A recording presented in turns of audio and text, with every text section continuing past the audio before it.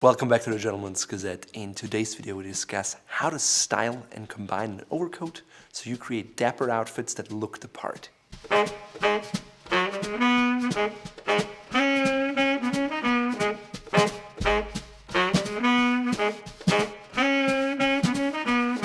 So basically you just put on your overcoat and you go, right? Not quite. An overcoat is an integral part of a classic gentleman's wardrobe, but it requires a little bit of thought about your outfit and the event you're going to go to, as well as the temperature outside, to come up with an outfit that's both functional and stylish. A great overcoat will accentuate your style, it will hide all the flaws, and just look very debonair. So how should you choose an overcoat for your outfit?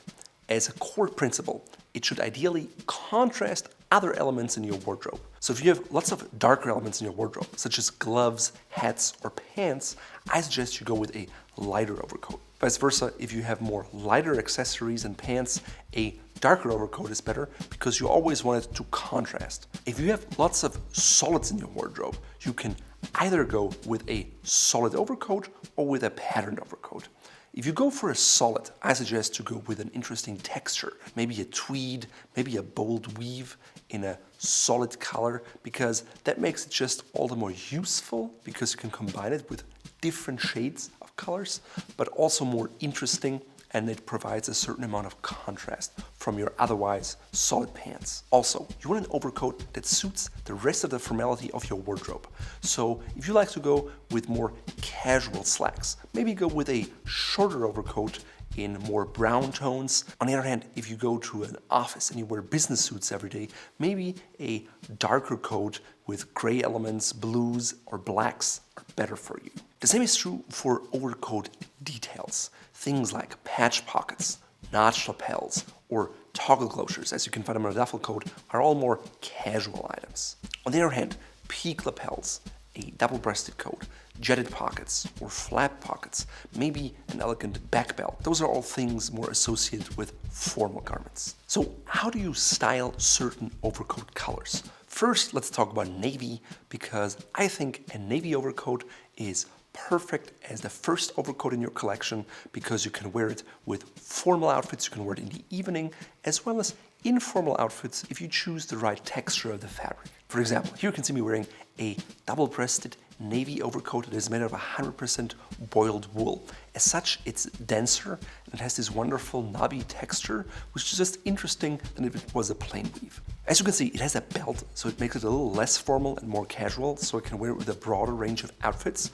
And it's double-breasted, which means I get 2 layers of fabric that keeps me warm. Here I combine it with brown corduroys that provide somewhat of a contrast, just like the tan shoes. My cashmere scarf in a burnt orange and gray herringbone pattern from Fort Belvedere is also contrasting, even though it's not a really bright and loud color. Rather than going with boring black gloves, I went with a petrol blue pair from Fort Belvedere, which is lined with cashmere. I could have also opted for a gray pair, which would have looked likewise as dapper, and it would have picked up the color in my scarf. That way, you tie an entire outfit together. Overall, I could have topped it off with a hat, either a navy one or even a brown one that would go with my pants, but it would have created a nice contrast with interesting visual points, such as my scarf, my gloves, and my overcoat. Everything works together, but the individual items stand out in a stylish way. So let's say you don't wear suits to the office. A great first overcoat would be one in a solid tan color, such as the one I'm wearing here right now, or in a different color. In terms of color, they go with any winter color, and in general, with almost any color out there. For example, here you can see me wearing a British warm overcoat, which is a very heavy wool fleece coat. It has brown contrasting leather buttons.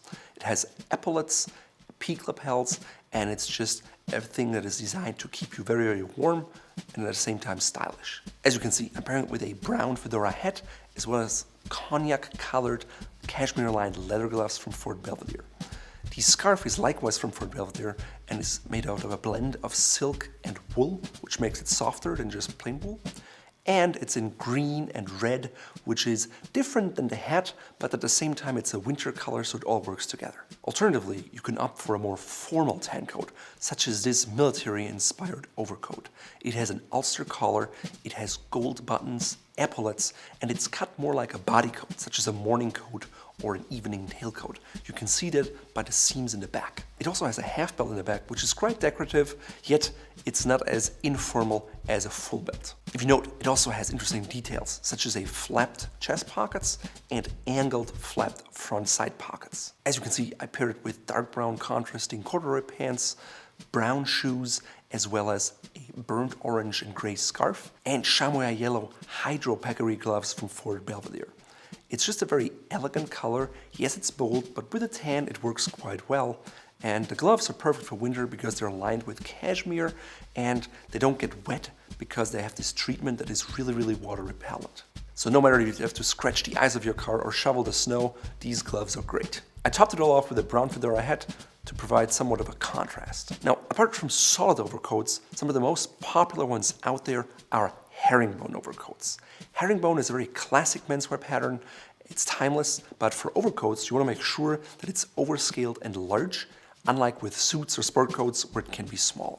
I particularly like those overcoats made out of a Donegal tweed, which means it has a rougher texture, made out of 100% wool with contrasting colored flecks. For example, here you see a brown herringbone Donegal tweed overcoat, but it has flecks in blue, green, yellow, pink, and orange, and it just lightens the entire outfit. It also means it's very easy to combine with any kind of other colors in your accessories as well as your pants because it's already part of the overcoat and so it ties everything together. For example, the yellow flecks are picked up by the chamois yellow gloves from Fort Belvedere.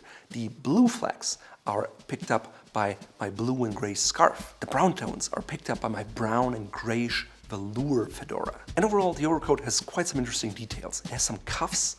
It has a seam on the outside of the sleeve, which is also very dapper and very classic. It has a back belt, patch pockets.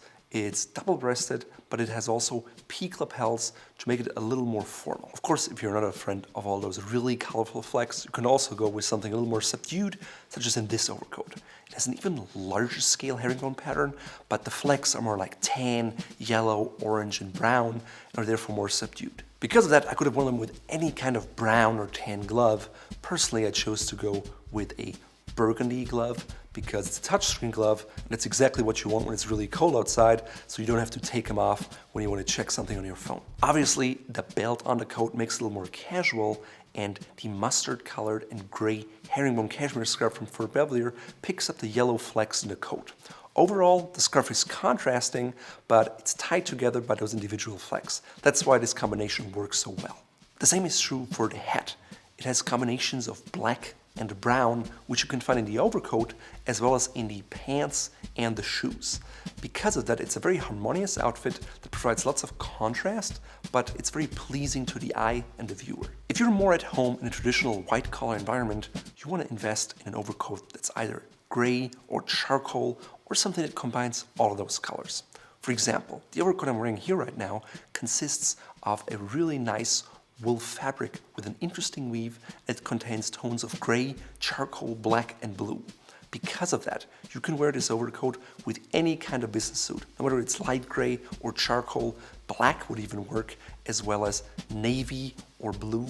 And it's just fantastic to have just one overcoat that works with every kind of suit you have. To make it visually more appealing, a contrast velvet collar in black was added, which goes really well with the overall paletot style, which is double-breasted in this case. It's very easy to combine, and in this case, I chose a red and blue patterned wool silk scarf from Fort Belvedere with petrol blue gloves. The hat is likewise dark and picks up colors of the overcoats, and so are the boots. Overall, if I had to get just one business overcoat, it would be this one, simply because of the versatility of the fabric.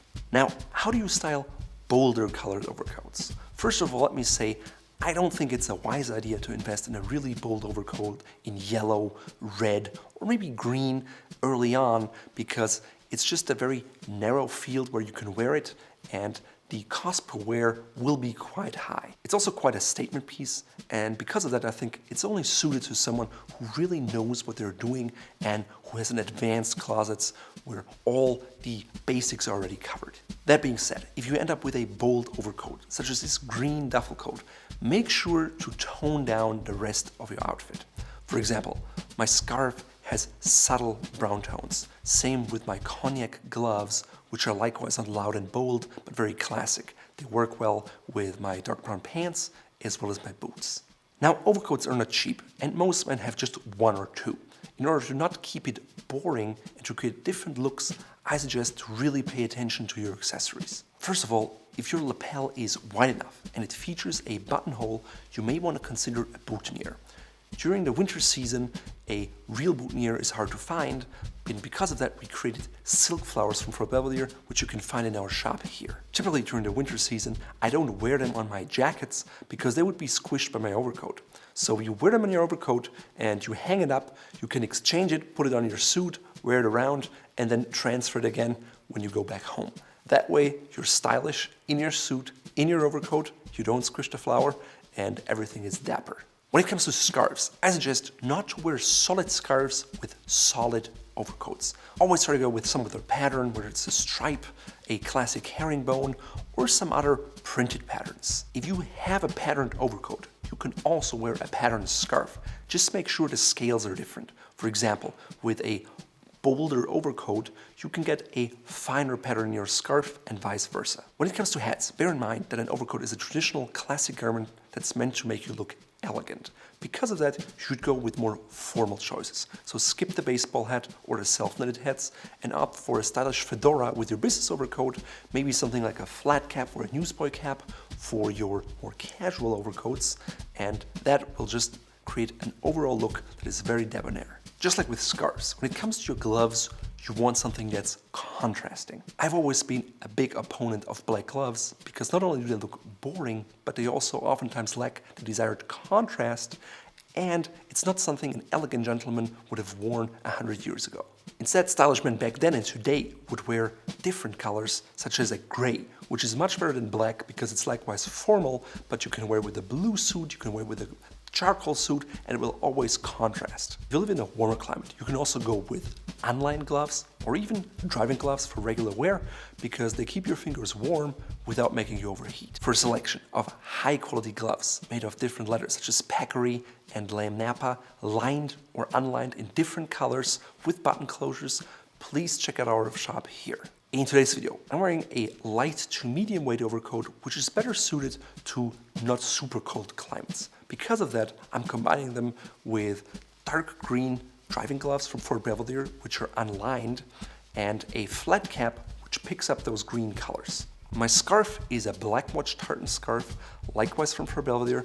It's a very classic tartan made of black, navy, and green, and so it picks up the green tones in my gloves and in my hat. The scarf I'm wearing is called Black Watch Tartan, and it's a very traditional, well-known tartan consisting of dark green, blue, and black. The slacks I'm wearing are part of a brown pin dot suit. They're not too heavy, and so I'm wearing it with a pair of tan boots, which contrast the pants and work quite well with the overcoat. They're double-soled, but just leather-lined because it's a pair of boots for not very cold climates. If you enjoyed this video and you want to see more like that, please subscribe to our channel and hit that little bell so you'll be notified whenever we have a new video coming out.